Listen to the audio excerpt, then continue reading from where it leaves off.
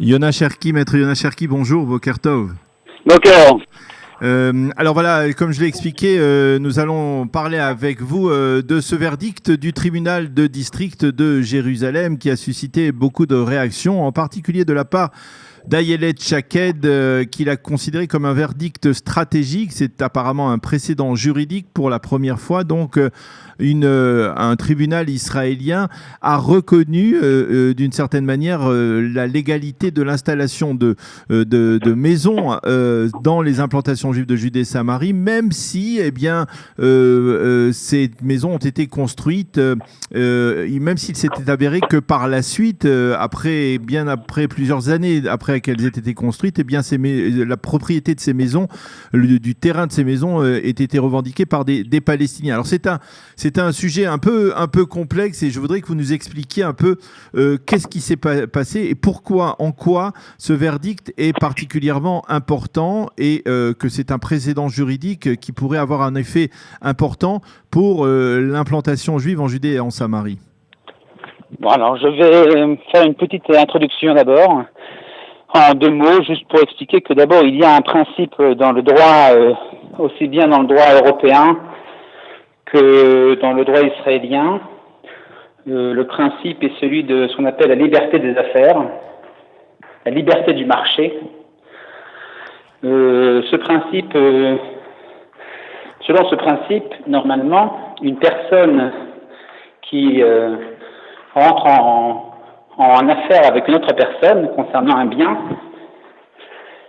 bien que le bien, il s'avère par la suite que le bien ait été volé ou que son statut n'était pas celui que les parties à l'affaire croyaient être, l'affaire quand même reste valable. C'est ça. Alors ça c'est ce qui s'appelle en hébreu la takana tashuk. Oui, c'est ce qu'on appelle en hébreu takana tashuk.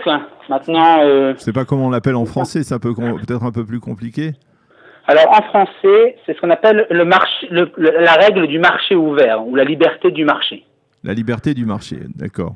Le marché ouvert ou la liberté du marché, c'est un principe de l'époque du moyenâgeuse, un principe juridique de l'époque qui date de l'époque du Moyen Âge, aussi bien en Europe, en Angleterre qu'en Israël. En Israël, selon la loi juive d'ailleurs, il y a aussi le principe du takana tashuk, du marché ouvert. Ça existe aussi dans la Gemara, n'est-ce pas, si je ne m'abuse? Tout à fait. Donc maintenant, donc ça c'est en réalité ce qui a donc permis l'arrêt du tribunal.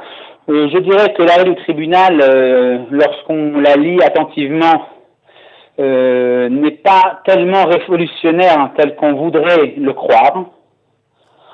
En réalité, ce qui a été mis en place, ce qui a été, on va dire, pris en considération, c'est que selon l'article 5 de la directive relative aux biens du gouvernement, qui date de 1967, qui stipule que toute transaction effectuée de bonne foi entre le commissaire et toute autre personne sur un bien que le dispositeur pensait, au moment de la transaction, être une propriété du gouvernement, ne sera pas disqualifiée et sera valable même s'il est prouvé que le bien n'était pas la propriété du gouvernement à ce moment. Maintenant, c'est exactement ce qui s'est passé ici. C'est-à-dire, ce qui s'est passé, c'est que le gouvernement a fait une vérification du statut des terres et selon les experts gouvernementaux, les terres étaient des terres qui n'appartenaient à personne et donc cette implantation a pu être installée, la plantation de Mitzpeh Kramim. Or, il s'avère par la suite qu'il y a des propriétaires à deux des terrains qui sont sur place sur ces terres, sauf que ces propriétaires ne sont inconnus. À ce moment-là, dès que cette information a été rendue publique, il y a deux personnes arabes qui ont prétendu, à l'aide d'avocats d'organisations ONG de extrême gauche de Shalom Arshav, qui ont prétendu que ces terres leur appartenaient ou leur avaient été vendues. Or, ces personnes n'ont jamais pu fournir ne serait-ce qu'une preuve de l'acte de vente ou de la transmission du bien. Et donc, dans ce cas, c'est la raison pour laquelle le tribunal a accepté effectivement de faire valoir le principe donc du marché ouvert. Alors, ce principe du marché ouvert, jusqu'à présent, il n'était appliqué que on va dire, sur le territoire souverain de l'État d'Israël, c'est-à-dire à l'intérieur de la ligne verte. Et désormais, on va dire, grâce à l'initiative d'Ayelet Shaked qui a, on va dire, persuadé le conseiller juridique du gouvernement ou qui a exercé certaines pressions sur le conseiller juridique du gouvernement, c'est aussi applicable donc dans les implantations juives de Judée-Samarie? Non, alors précisons, en réalité, Ayelet Shaked a fait autre chose. Oui. Ayelet Shaked a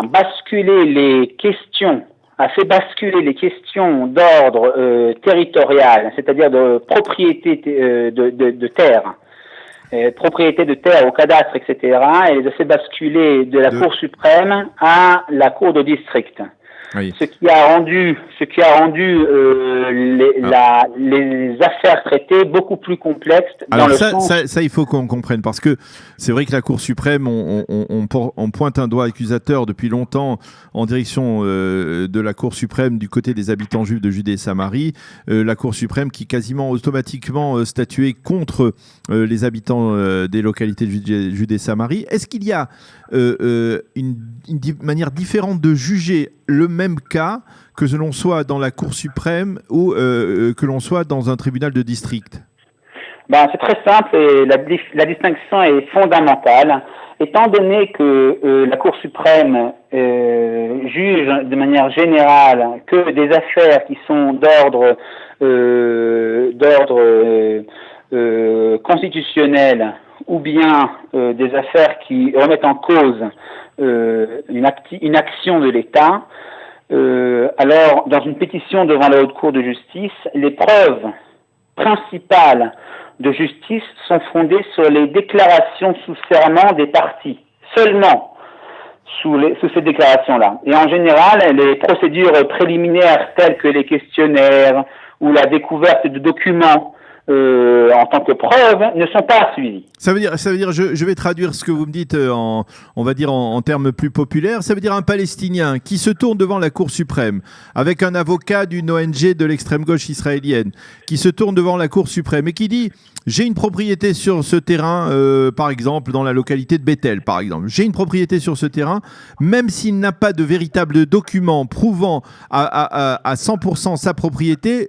Cela peut suffire à la Cour suprême pour, par exemple, arrêter la construction sur ce terrain? Exactement. C'est-à-dire que la Cour suprême impose à l'État de prouver, d'apporter lui les preuves que le plaignant a tort ou a raison. Et en réalité, pour le plaignant, il faut quand même avouer, parce que on le découvre, mais c'est pas une véritable surprise, que c'est tout de même assez stupéfiant. Ça veut dire que, c'est-à-dire si les Palestiniens veulent, eh bien ils peuvent revendiquer l'intégralité de la Judée et de la Samarie sur la base de simples déclarations, et après c'est à l'État de se mettre à rechercher le contraire, prouver le contraire. Alors évidemment, il doit y avoir certaines cohérences, c'est-à-dire pas n'importe quelle pétition auprès de la Cour est recevable, et bien entendu, il y a des règles juridiques qui on va dire, qui réduisent d'une certaine manière la possibilité de faire des pétitions, de déposer des pétitions de ce genre. Par contre, il faut bien comprendre que effectivement, la question des preuves auprès de la Haute Cour de justice est une question qui est beaucoup moins, on va dire, imposée, tout simplement parce que les questions qui sont traitées sont des questions qui sont connues.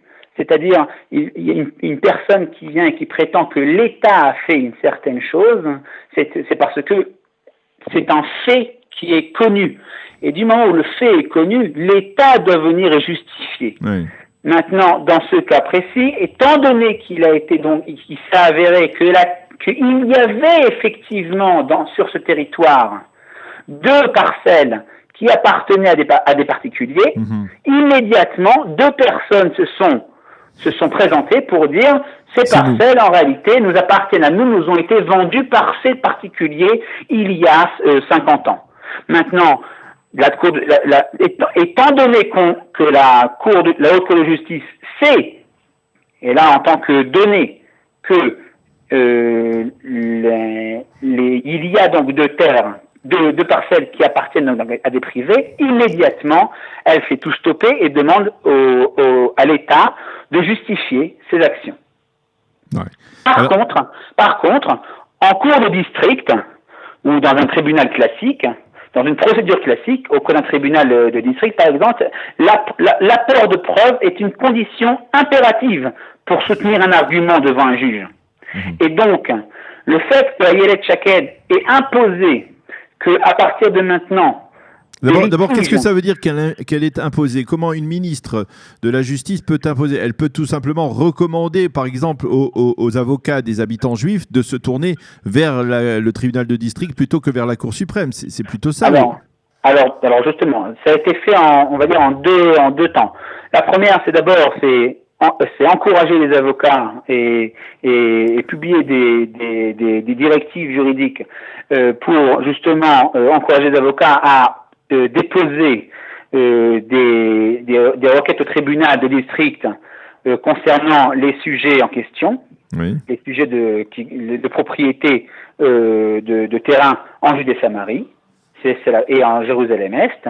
Ça, c'est la première chose qui a été effectuée. Et la seconde chose, c'est qu'il y a justement un projet de loi qui est déjà en cours, qui est déjà passé devant le Sénat israélien, justement. Devant l'Assemblée. Devant l'Assemblée israélienne, pour justement imposer ça d'un point de vue juridique et que justement, on ne puisse plus traiter ce genre de sujet sans apporter des preuves à l'appui. Et c'est donc ce qui représente un véritable tournant, c'est-à-dire que quelque part on retire à la Cour suprême une sorte de prérogative presque automatique et absolue qu'elle avait dans les litiges concernant les terres en Judée et en Samarie, et on les transpose vers des tribunaux de district. Exactement. C'est exactement ce qui est en train de se passer en réalité. Et on va dire que le résultat direct auquel on assiste, c'est justement le résultat qu'on vient de voir maintenant. C'est-à-dire un cas où 2 personnes se présentent au tribunal, à la Cour suprême, pour justement prétendre qu'il y a 2 terres qui leur appartiennent. La Cour suprême, à ce moment-là, demande à attendre avant de donner sa décision. Elle demande à recevoir la décision du tribunal de la Cour de district, parce que la Cour suprême sait que le tribunal de la Cour de district, lui, juge selon des preuves à l'appui. Et c'est la raison pour laquelle, Yona, il est peu probable, par exemple, que s'il y a un recours de la part des avocats des Palestiniens, il est peu probable que la Cour suprême casse le verdict de la Cour du tribunal de district. Alors, d'abord, il faut savoir que le recours auprès de la Cour suprême est antérieur au litige qui s'est déroulé devant la Cour de district. Le litige qui s'est déroulé devant la Cour de district était un litige où le plaignant était les habitants de la commune. Et pas les Palestiniens. Et pas les Palestiniens. Les Palestiniens étaient les répondants ainsi que les organes de l'État. Et lorsque le tribunal a demandé les preuves, à ce moment-là, d'abord, il s'est avéré que les organes de l'État ont fait tout ce qu'il fallait faire en bonne foi pour vérifier le statut de ces terres. Et effectivement, il s'avère qu'il y avait eu une faute. Et parce qu'il y avait une faute, alors le tribunal a pu appliquer la règle du marché ouvert. Et la seconde chose qui s'est avérée, c'est que les 2 personnes qui prétendaient être les propriétaires de ces terres n'avaient pas de document. N'ont eu aucun document, n'ont pu fournir aucun document à l'appui pour prouver leur... Donc pour terminer, ça sera ma dernière question, cela ne veut pas dire que automatiquement, dans tous les cas, il n'y aura pas de cas de figure où, par exemple, en amenant des preuves, eh bien, devant la justice israélienne, finalement, on décide, sur la base de Takanatashouk, on décide finalement de dédommager un Palestinien plutôt que d'exiger la destruction d'une maison construite sur un terrain privé palestinien. Oui, alors c'est par là qu'on a commencé, effectivement, et je vais juste effectivement finir là-dessus, que cet arrêt n'est pas révolutionnaire comme on voudrait le croire, comme on voudrait l'imaginer, parce que d'abord, il s'agit d'un cas très spécifique, où il y a eu une faute professionnelle qui a été effectuée par un organe de l'État, ce qui arrive très rarement. Et la deuxième raison, c'est parce que, étant donné que cette affaire s'est déroulée devant le tribunal de district, alors il devait y avoir des preuves à fournir pour prouver la propriété de ces territoires, et ces preuves n'ont pas été fournies. Donc, en réalité, nous sommes dans une situation très spécifique où effectivement tout s'est avéré mené à l'arrêt qui a été donné. Mais enfin, d'une certaine manière, on peut, même si effectivement, je comprends bien la spécificité du cas, on peut dire que quelque part, à travers la démarche d'Ayelet Shaked, il y a une volonté, d'abord, comme vous l'avez bien dit, de déplacer le centre de gravité de ces litiges de terre en Judée-Samarie de la Cour suprême vers les tribunaux de district, et peut-être de faire rentrer sur le marché, mais en fait, ça serait un pléonasme, sur le marché, ce décret du marché, là, cette Takanatashouk, qui permet de dédommager un Palestinien au lieu d'aller vers la solution qui a été utilisée ces dernières années, comme la destruction de maisons. Évidemment que la question du dédommagement, elle aussi, est traitée dans le cadre de preuves à fournir, et dans ce cas, encore une fois, s'il n'y a qu'une personne qui peut fournir des preuves d'un dommage qui lui a été causé, et en d'autres termes, d'une propriété qui lui a été prise ou volée, qui peut prétendre à un dédommagement. Et donc, dans ce cas précis, je pense qu'il sera très difficile de prouver, étant donné que ça n'a pas été fait, la propriété des terres en question. Eh bien, Maître Yona Cherki, je vous remercie beaucoup de nous avoir expliqué. C'est un sujet extrêmement ardu, très technique et très, très, très juridique. Et je vous remercie de nous l'avoir simplifié et de nous avoir permis de mieux comprendre donc ce développement qui est donc important, peut-être pas révolutionnaire, mais en tout cas assez important parce que il modifie, on va dire d'une certaine manière, une certaine perception, en tout cas à l'initiative d'Ayelet Shaked, qui est probablement la personnalité clé dans cette affaire. Merci encore Yona Cherki d'avoir été avec nous. Je voudrais juste rajouter une petite chose qui est quand même importante à préciser. Oui. C'est que le phénomène de personnes arabes qui prétendent à la possession de terres, il faut comprendre d'où ça vient. Oui. Le roi de Jordanie, à l'époque où l'État d'Israël était à l'époque où la Jordanie contrôlait la Cisjordanie, on va dire. Exactement. Afin de prélever des impôts, oui. Il octroyait des terres gratuitement à des Arabes qui habitaient dans des villages voisins à ces terres, afin de pouvoir prélever des impôts sur ces terres. C'est-à-dire que ces terres n'ont jamais été vraiment acquises par leurs propriétaires présumés. Et donc toute la question des territoires qui sont pris et volés de la main des Palestiniens est une question qui est complexe et qui mérite d'être traitée sous un autre angle. Je vous remercie. Merci beaucoup pour cette précision, c'était très important. Merci beaucoup.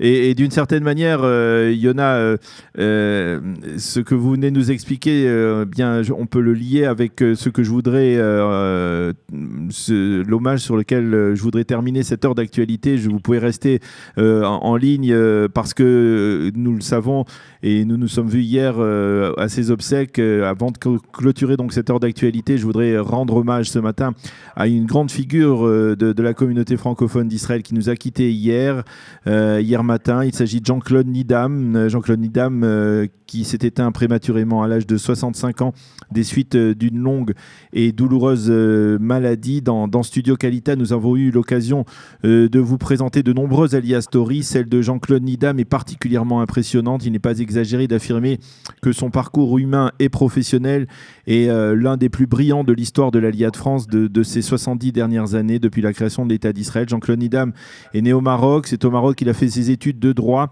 en se spécialisant justement dans le droit arabe avant de s'installer en France. Il a fait son aliyah dans les années 70 avec son épouse Camille. Ils ont eu 3 filles et pendant 34 ans, il a été le chef du département du droit arabe au ministère israélien de la Justice avec le titre de vice-conseiller juridique du gouvernement.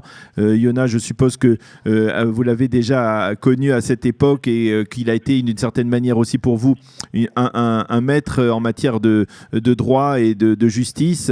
Et à ce poste, Jean-Claude Nidam a révélé l'étendue de son savoir en matière du droit arabe. Il a été régulièrement sollicité par les dirigeants du pays pour fournir son expertise, en particulier durant le processus d'Oslo, puisque de par ses fonctions, il était en contact quotidien avec les responsables palestiniens, en particulier avec les juristes palestiniens. C'était, comme l'a dit hier lors des obsèques l'ex-vice-président de la Cour suprême, Eliakim Rubinstein, un homme de conviction qui n'avait jamais caché ses très vives réserves quant au processus d'Oslo et qui avait tenté d'expliquer à ses supérieurs les problématiques juridiques de ce processus, des problématiques comme nous venons d'en parler avec Yona Cherki. Par la suite et pendant de nombreuses années, Jean-Claude Nidam a été chargé par le gouvernement israélien du dossier des spoliations des Juifs chassés des pays arabes avec la création de l'État d'Israël. Il avait établi de nombreux documents sur l'étendue des spoliations afin que le moment venu, l'État d'Israël puisse s'en servir pour contrer les revendications de dédommagement des Palestiniens. Après avoir pris sa retraite, il a occupé les fonctions de président de l'organisation d'Impact qui analysait les manuels scolaires palestiniens et mettait en exergue leur caractère souvent anti-israélien et même anti-juif. Mais au-delà de cette brillante carrière, Jean-Claude Nidam était un homme d'une gentillesse, d'une bienveillance et d'une discrétion absolue, toujours souriant, toujours disponible, toujours attentif à l'autre. Il a été durant toute sa vie dans l'action communautaire, de par son expertise et de par sa personnalité. Grâce à son dévouement, il a favorisé la construction de plusieurs synagogues dans les communautés francophones de Jérusalem. C'était un homme de chesed qui n'aimait pas qu'on parle de lui, mais qui agissait pour le bien de la communauté en fournissant aussi à ceux qui le sollicitaient de judicieux conseils. Jean-Claude Nidam a été inhumé hier à Jérusalem. Plusieurs centaines de personnes l'ont accompagné vers sa dernière demeure. Plusieurs rabbinim, dont le rabbin Ishaï et le rabbin Eric Belaïch, lui ont rendu un vibrant hommage. C'était aussi un bon ami. Qu'il repose en paix. Yehi Zichro Baruch. Voilà, c'est la fin de cette heure d'actualité sur Studio Kalita. Merci encore Yona Cherki d'avoir été avec nous. Je crois que d'une certaine manière, parler de la justice et du droit dans les territoires, c'était un des sujets de prédilection de Jean-Claude Nidam qui connaissait ce sujet sur le bout des doigts. Et c'était d'une certaine manière presque par hasard, d'une certaine manière la possibilité de lier à la fois ce sujet avec son souvenir. Merci d'avoir été avec nous ce matin.